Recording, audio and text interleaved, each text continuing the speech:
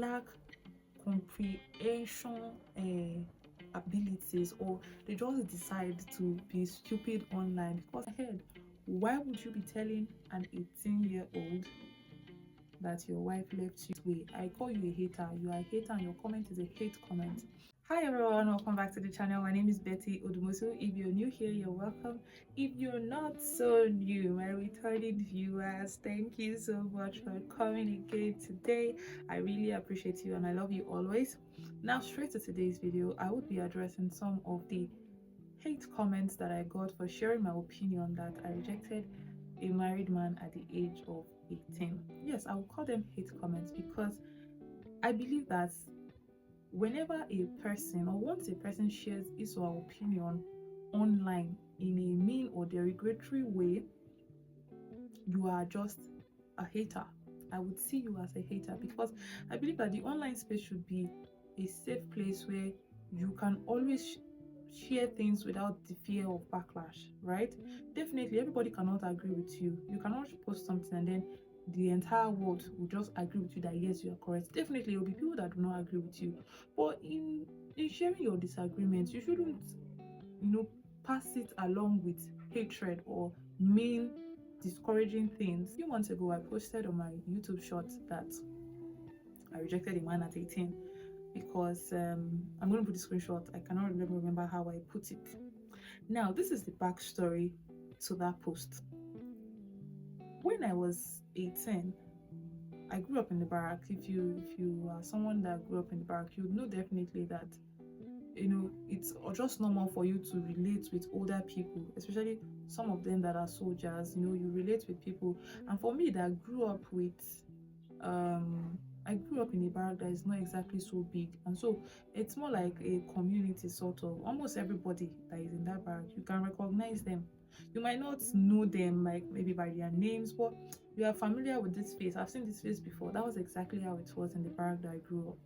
And so on this particular day, I met this soldier man. But before the day of the conversation, I had been seeing him. I knew where he worked because it's the barrack. He worked in the medical center, and so whenever I went to the medical center, I used to see him, and then I used to see him outside of the medical center too. It's more like, you are here, you again, that kind of thing. So we had a conversation. I was like, so you stay in this barrack, blah blah blah. We exchanged contact, and that was where it all began. After we exchanged contacts, we began to talk. I was 18 at that time, mind you, and I was already in uni. I think I was in 100 level at the time. So we got talking, and then on one of the days where we were just talking, so it was not even like we used to talk a lot, respond to status, ask you about your plans and all of that as a young girl in 100 level now.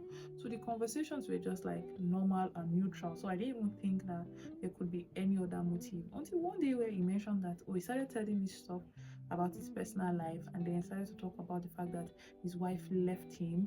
And in my head, why would you be telling an 18-year-old that your wife left you? Like, what is she supposed to do with that information? So I did not exactly ask for his age. I cannot remember, but he looked, as at the time we were talking, he looked like someone that would be in his late 30s, early 40s, right? So imagine me as an 18-year-old talking to someone in his late 30s. That man was like twice my age at the time. And so I found it really weird that which one is telling me about your wife?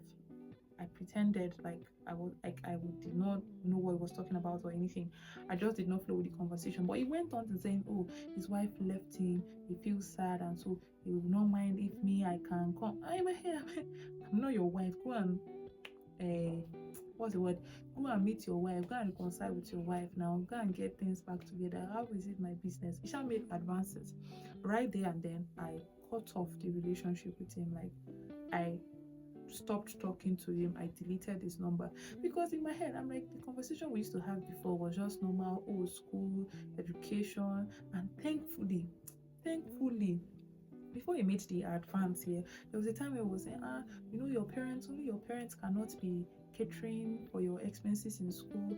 How about I be sending you money? But I rejected because in my head, I'm like, wait, I want to use your money to. It's even weird. I felt like it was going to be a slap on my parents if they should find out that something like that is happening right there in the barracks. Like, did they ever tell me that they were not capable enough to take care of my needs or stuff like that? And so I was just thankful that I did not accept anything, any gift whatsoever from that man. And so right there and then I started thinking to my head, like, why would you as a man be making advances, as an 18-year-old that was just starting her life? I mean, why? And so that was all that happened. That was the backstory to the post I made that I rejected a married man at the age of 18. And then these people came for me, oh, and say, me, it's because he's not rich, it's because he's not the type of Regina Daniels. That's why me, I did not accept my head. I'm like, ah. So this one was talking like, you know me from my house. Another person said, oh, so my parents waited for me to be 18 before they said they exchanged me for money. And in my head, I'm like, do people lack comprehension abilities, or they just decide to be stupid online? Because I don't understand where and when I mentioned my parents in the post that I made. Did you see me say, oh, my parents brought man for me that I rejected? Or I don't know. Another one said the person that was saying Regina Daniels type, blah blah blah. And it just made me realize that, see, I think as long as we are in this world, there will always be people, that will project their own insecurities or their own expectations or their own opinions on you. Because I do not understand where and when I mentioned the reasons that, oh, this was why I rejected. And just for the record here, the reasons I rejected that man were not because, oh, he was not rich, or maybe he was not this or that. The main reasons why I rejected that man were because, one, it is just against my faith. I mean, why would I know that a man, I do not even know the reasons behind what led to the separation or why she left him. So why would I come to fill in a space or a void that I did not make? How is that in my power? Secondly, it is just wrong. It's every shades of wrong. Like, even biblically, it is wrong. How would I be following a married man home now? Go and be a home wrecker or what? I don't understand. And then also, I'm not even somebody that is drawn to married men. I'm not drawn to married men. Why will I, as an 18-year-old, be following somebody that is like twice my age? Twice my age. Like, I don't, feels like child abuse.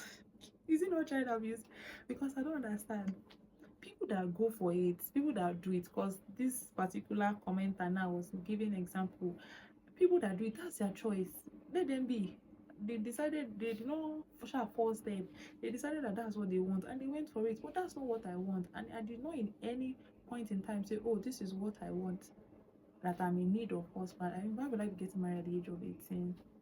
At the age of 18, I know people do it, but like, different strokes for different folks. We all did not come to this life to follow one pattern or to use one formula to live this life. So those were the reasons. One, I rejected because it was not, it's just not my style.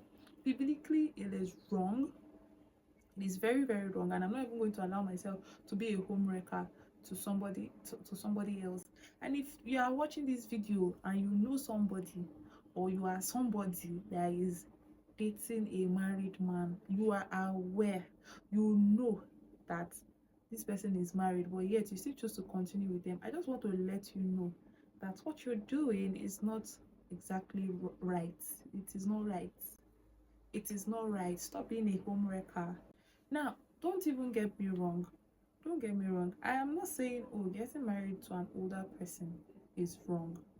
The thing about marriage is there is no right or there is no wrong, as long as it is within the confines of God's will and the reasons and purpose of why you are going into that union is clarified to you and the person that you are going with, then there is no problem.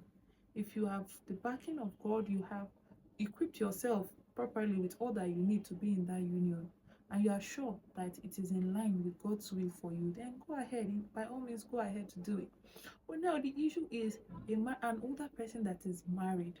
That is where the issue comes in, because especially when you know, you are very much aware, the person is not deceiving you, you are aware, be you a male or a female, you know that this person is married.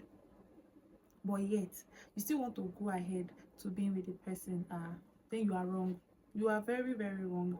That's why I have an issue. And these are the things that lead to people being sugar girls, being sugar babies. That life doesn't pay, to be honest. I just the life, it's a life that does not pay.